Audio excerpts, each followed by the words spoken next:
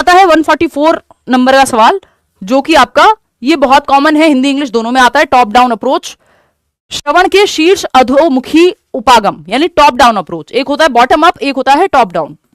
Language में बहुत आता है ये सवाल, हिंदी में भी और इंग्लिश में भी। तो श्रवण के अधोमुखी उपागम या टॉप डाउन अप्रोच, टॉप से डाउन। टॉप क्या होता है? किसी भी चीज का फाइनल कंक्लूजन या फाइनल जो भी पूर्ण रूप हो सकता है। होल की अगर हम बात करें तो होल टू पार्ट्स जाता है एक तरह से, ठीक। तो प्रत्येक ध्वनि, शब्द, वाक्यांश, उपवाक्य और वाक्यों को सुनना, ये बॉटम अप अप्रोच है कि साउंड से शुरू करके वर्ड पे गए, वर्ड से शुरू करके सेंटेंस पे गए, सेंटेंस से शुरू करके आपके पैराग्राफ पे गए, पैराग्राफ से स्टोरी पे गए, नीचे से ऊपर की ओर, बिल्कुल नीचे से, बॉटम से। बॉटम क्या? ध्वनि, साउंड होती है लैंग्वेज में, फिर साउंड से शब्द बन पाएगा। तो ये बॉटम अप है, ना कि टॉप डाउन। विशिष्ट वर्णों की ओर ध्यान देना, अगेन अगर आप अक्षरों पे या लेटर्स पे या साउंड्स पे ध्यान दे रहे हैं तो फिर वहां से आप उनको कंबाइन करके एक वर्ड बनाना सीखेंगे, फिर वर्ड से फ्रेज सीखेंगे, फ्रेज से सेंटेंस सीखेंगे, तो ये भी बॉटम अप हो जाएगा, ये टॉप डाउन नहीं है।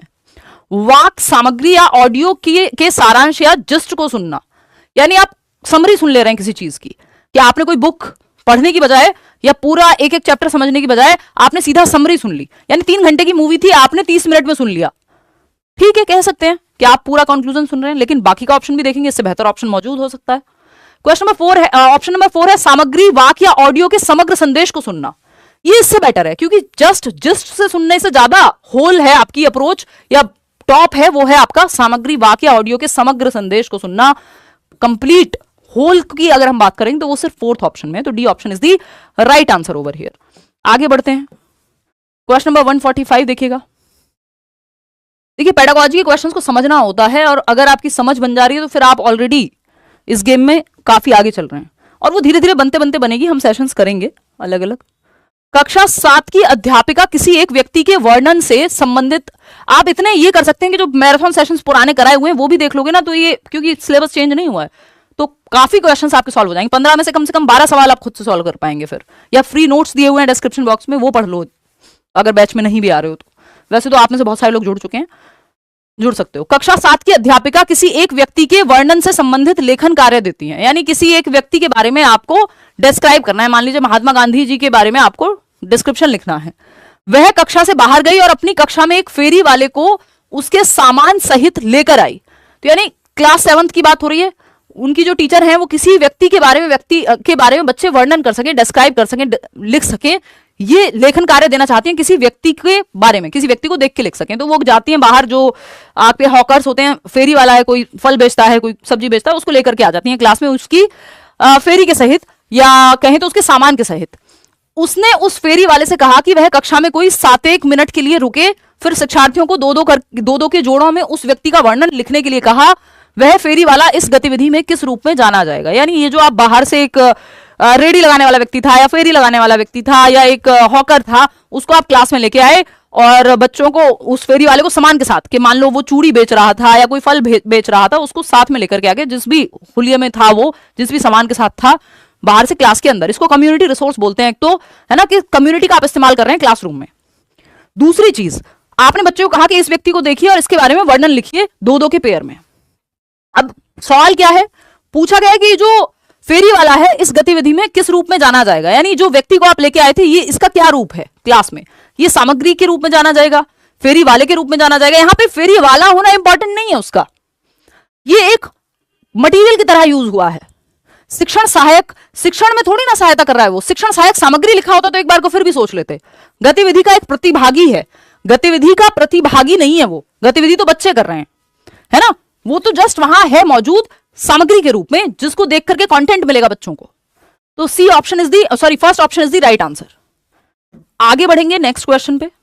146, कक्षा 7 की एक अध्यापक अपने शिक्षार्थियों को एक लघु पठन सामग्री पढ़ने के लिए देती है, यानी एक छोटा सा कोई एक सामग्री है, पीस ऑफ न्यूज है, आर्टिकल है, व्हाटएवर, वो पढ़ने को दिया 7th क्लास के बच्चों को, जिसके माध्यम से वे पाठ्य सामग्री में प्रस्तुत लोग और समुदाय की सत्ता व पहचान के बारे में समझ बना सकें।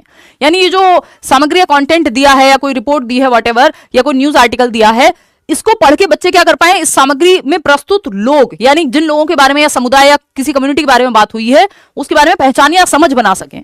अध्यापक शिक्षार्थियों में किस बात को समुन्नत करना चाहती है, यानी टीचर इस एक्टिविटी से क्या सिखाना चाहती है बच्चों को, यह पूछा गया है। तो साहित्यिक कौशल यानी ये आपके लिटरेरी स्किल्स हैं। भाषा साक्षरता यानी वो उनको लिटरेसी सिखा रही है, तो पढ़ना तो बाकी तरीकों से भी सिखाया जा सकता है। समालोचनात्मक साक्षरता या विश्लेषणात्मक पठन, देखिए एनालिसिस करने की बात यहां नहीं हुई है, साहित्यिक कौशल में भी ये नहीं आएगा, लिटरेसी भी नहीं सिखा रही है। एक ही चीज बचती है, क्योंकि जो लोग हैं इस आर्टिकल में और जो कम्युनिटी की बात हो रही है, बच्चे उसको आइडेंटिफाई कर सके कि किस कम्युनिटी के बारे में बात हो रही है और इनकी पहचान क्या है, आइडेंटिटी क्या है। इसके लिए बच्चे को सोचना पड़ेगा, सभी दिशाओं में उसको पढ़ के एक कंक्लूजन पे पहुंचना पड़ेगा। एनालिटिकल थिंकिंग नहीं, यहां पे क्रिटिकल थिंकिंग लगेगी। क्रिटिकल लिटरेसी है कि बच्चा हर पहलू से सोच पाए किसी चीज को। तो third option is the right answer. Question number 147 या आप इसको कह सकते हैं क्वेश्चन नंबर 12 या 11 होगा, ये 12 है, 12, 13, 14, 15, हाँ ठीक है 12 है। निम्नलिखित में से कौन सा कथन राष्ट्रीय शिक्षा नीति 2020 के द्वारा शास्त्रीय भाषाओं के अध्ययन के बारे में सही है। अब ये सीडीपी में भी हम पढ़ेंगे, वहीं से आया हुआ सवाल है। यानी कौन सा एक ऑप्शन है जो नेशनल एजुकेशन पॉलिसी कहती है कि क्लासिकल लैंग्वेज को की तरह आप क्लासिकल लैंग्वेजेस को आप एडिशनल सब्जेक्ट के रूप में, वैकल्पिक विषयों के रूप में इस्तेमाल करें मिडिल स्टेज पे, यानी 6th to 8th के लेवल पे। क्लासिकल लैंग्वेज में क्या आती है, कई सारी भाषाएं हैं हमारे भारत की जो सांस्कृतिक भाषाओं का दर्जा जिनको मिला हुआ है, जैसे संस्कृत, जैसे तमिल, है ना। तो यहां पे बात हो रही है कि शास्त्रीय भाषाओं के अध्ययन के बारे में क्या सही है कि माध्यमिक चरण में एक केंद्रक या कोर भाषा के रूप में शास्त्रीय भाषा, मैंने आपको इसका जवाब दे दिया ऑलरेडी एक्सप्लेनेशन में, फ्लो में। ये वैकल्पिक विषय के रूप में, कोर विषय के रूप में नहीं, फर्स्ट लैंग्वेज के रूप में नहीं, माध्यमिक चरण के दौरान एक अतिरिक्त विकल्प के रूप में शास्त्रीय भाषा का अध्ययन, ये बात सही है। त्रिभाषा सूत्र के अंतर्गत एक विकल्प के रूप में नहीं, त्रिभाषा सूत्र के अंदर एक विकल्प के रूप में नहीं, माध्यमिक चरण पे एक अतिरिक्त विकल्प के रूप में शास्त्रीय भाषा का प्रयोग, क्योंकि त्रिभाषा सूत्र को तो एज इट इज लागू करने को कहा गया है फ्लेक्सिबली, है ना। प्रेपरेटरी चरण के दौरान नहीं, माध्यमिक चरण में आप एज एन एडिशनल लैंग्वेज इसको यूज करेंगे, क्लासिकल लैंग्वेजेस को, जैसे संस्कृत भी है जिसका पार्ट। क्वेश्चन नंबर 148 देखिएगा, यहां एक पाठ्य सामग्री दी गई है, आप आ रहे हैं ना फ्रेम में, हाँ, यहां एक पाठ्य सामग्री दी गई है, पता लगाइए कि यह पाठ्य सामग्री भाषा की किस प्रयुक्ति या रजिस्टर से संबंधित है। पाठ्य सामग्री ये है, आपके सामने कुछ 4 लाइन्स हैं, इनको पढ़ के पता लगाना है कि कैसा रजिस्टर है, क्या प्रयुक्ति है। अचानक क्रांति के बाद ऐसा संभव लगने लगा कि बदलाव आएगा। विश्व के कई भागों में, यहां तक कि यूरोप और एशिया में भी व्यक्ति के अधिकारों के बारे में नए नए विचार सामने आने लगे और जिनके नियंत्रण में सामाजिक सत्ता थी उनकी भी चर्चा होने लगी। भारत में राजा राम मोहन राय और द्रोजियो ने फ्रेंच क्रांति के महत्व के बारे में बात की। सामाजिक परिवर्तन के इन विचारों को एक नया स्वरूप दिया गया। तो ये कोट किया गया है ना, ये आपको समझ में आ रहा है। कहीं तो परिवर्तन की बात हो रही है, चेंज की बात हो रही है, आजादी की बात हो रही है। तो एक क्रांति प्रयुक्ति है, राजनीतिक प्रयुक्ति है, विज्ञान प्रयुक्ति है, सामाजिक विज्ञान प्रयुक्ति है। तो आप बच्चे की समझ विकसित हो सके, ये सोशल साइंस का विषय है, तो ये सामाजिक विज्ञान प्रस्तुति है या प्रयुक्ति है, अगर मैं कहूं तो टेक्निक है, जिसमें हम कहते हैं ना, बाकी सब्जेक्ट से इंटीग्रेट करिए। हर एक सब्जेक्ट में लैंग्वेज अक्रॉस करिकुलम की बात करते हैं हम, यानी भाषा जो है वो पूरे पाठ्यचर्या में है। तो आप इतिहास के माध्यम से या सामाजिक विज्ञान के विषय के माध्यम से भाषा सिखा रहे हैं या भाषा के माध्यम से वो विषय भी सीख रहे हैं। तो 4th option is the right answer. ये आपका सामाजिक विज्ञान प्रयुक्ति के क्षेत्र का विषय है, जो ये 4 लाइन्स है। Question number second last question देखिएगा आज के लिए। कक्षा 8 के अध्यापक सुभाष को कई बार दुख होता है कि भाषा आकलन ग्राम्यशील यानी रिसेप्टिव कौशलों को महत्व नहीं देता है। ग्राम्यशील कौशलों से उनका क्या तात्पर्य है? इससे आसान सवाल नहीं बन सकता धरती पे, तो आपको फटाफट से जवाब देना है। ये सवाल रिपीटेडली पूछा जाता है कि एक तो भाषा में होते हैं ग्राम्यात्मक कौशल, दूसरे होते हैं आपके प्रोडक्टिव स्किल्स, जिनको हम उत्पादनात्मक कौशल कहते हैं। उत्पादन कौशल लिख देती हूं मैं, यानी जिसमें आप भाषा को प्रोड्यूस कर रहे हैं। एक्टिव स्किल्स कहते हैं इनको लैंग्वेज के, सक्रिय कौशल, जैसे भाषा को, जहां आप सक्रिय हैं, भाषा को प्रोड्यूस कर रहे हैं, जैसे बोल रही हूं तब, तो स्पीकिंग और क्या हो गया, यानी बोलना और पढ़ना, नहीं बोलना और लिखना, इसमें आप प्रोड्यूस करते हैं लैंग्वेज को। अगर रिसेप्टिव कौशल की बात होगी, जिनको पैसिव स्किल्स भी कह देते हैं, रिसेप्टिव कौशल की या ग्राम्यात्मक कौशल की आप बात करेंगे अगर, तो ग्राम्यात्मक कौशल में आप भाषा को ग्रहण करते हैं, प्रोड्यूस नहीं करते। तो कब ग्रहण करेंगे? जब आप सुन रहे हैं, यानी लिसनिंग, श्रवण जो है ग्राम्यात्मक है। और इसके अलावा अगर हम बात करें, जब आप पढ़ रहे हैं तब भी आप ग्रहण ही तो कर रहे हैं डेटा, यानी भाषा को आप ग्रहण कर रहे हैं। तो श्रवण और पठन जहां होगा वहां आ जाएगा ये आपका क्वेश्चन नंबर 4। कितने लोग दे रहे हैं 4th जवाब जो है? 50%। तो इसमें कंफ्यूज क्यों हो रहे हो आप लोग? बोलना और लिखना तो एक्टिव स्किल, सक्रिय भाषा कौशल है ना, ये ग्राम्यशील थोड़ी। जब आप बोल रहे हो या लिख रहे हो तो आप तो भाषा को प्रोड्यूस कर रहे हो, आप तो भाषा का उत्पादन कर रहे हो, आप तो सक्रिय हो। ग्राम्यात्मक में आप सुनते हो, रिसीव करते हो, तो सुनने और पढ़ने में आप रिसीव करोगे लैंग्वेज को। 4 स्किल्स होती हैं आपकी लैंग्वेज की। सूबो पाली बोलते हैं इसको हिंदी में, सुनना, बोलना, पढ़ना और लिखना। बोलते क्या है मतलब, मैंने बनाया हुआ है शॉर्ट फॉर्म सूबो पाली, और अंग्रेजी में इसको LSRW कहते हैं हम, जिसमें से आपकी जो लिसनिंग है और जो रीडिंग है वो रिसेप्टिव में आता है, ग्राम्यात्मक में जो यहां पे दिया हुआ है। स्पीकिंग और राइटिंग जो है वो प्रोडक्टिव स्किल्स में आता है या एक्टिव स्किल्स में आता है। इतनी बात क्लियर है?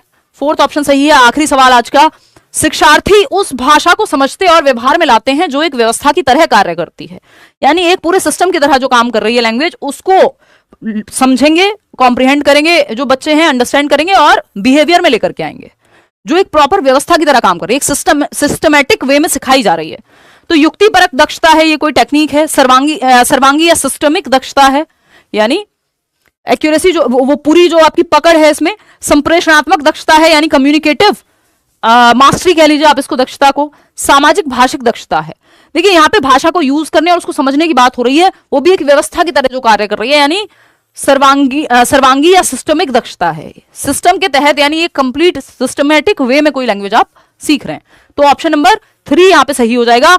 आउट ऑफ 15 क्वेश्चंस कितने आपने सही किए वो आप चाहें तो बिल्कुल बता सकते हैं, उसमें कोई भी बात नहीं है, है ना। आउट ऑफ 15 क्वेश्चंस कितने क्वेश्चंस आपके ठीक हुए वो आप बता सकते हैं। आज के लिए इतना ही, ये एक एनालिसिस था। अभी आपकी समझ धीरे धीरे जब और क्वेश्चंस करेंगे, आप थोड़ा मैराथन सेशंस देख लोगे, थोड़ा सा आप या बैचेस में पढ़ लोगे, या फिर जो भी जिस भी तरह से आप पढ़ रहे हो, मतलब थोड़ा सा पढ़ भी लोगे और साथ साथ बाकी आने वाले सेशंस देखोगे तो क्लियर होंगी चीजें। पहले सेशन में ये मत सोचना मुझे तो कुछ नहीं आता, कोई बात नहीं, सब आ जाएगा। 2 महीने इनफ है, पढ़ लेंगे हम ठीक से और आपको फिर हेल्प भी हो जाएगी। और ये लैंग्वेज वाले क्वेश्चंस DEET+B वाले भी देख सकते हैं, क्योंकि वहां पे भी हिंदी के पेडागोजी के क्वेश्चंस पूछ लिए जाते हैं। ठीक है, चलिए आज के लिए इतना ही रखते हैं। कल मिलते हैं, नहीं कल नहीं मिलेंगे, अब हम सैटरडे संडे ऑफ है, मंडे मिलेंगे। बहुत हेक्टिक चल रहा है, online offline, paid batch, free YouTube, 50 चीजें एक साथ चल रही हैं। तो मंडे मिलते हैं शाम को 9 बजे। ठीक है, CDP के कुछ क्वेश्चंस हम मंडे को करेंगे। बैच में यार वो ऑलरेडी डिस्काउंटेड फी है, जितने में आप फॉर्म भर रहे हैं उतने में आप बैच ले पाएंगे, तो उसकी तो आप मत कहो कुछ और उसमें, है ना। पूरा तंत्र चलने में भी तो संसाधन लगते हैं ना। चलिए आज के लिए इतना ही। ये वीडियो आपको, ये सेशन, ये डिस्कशन पसंद आया हो, लाइक शेयर सब्सक्राइब आप कर दीजिएगा। बाकी अपने विचार कमेंट्स में बताइएगा। मंडे मिलते हैं रात को 9 बजे। Take care, bye bye.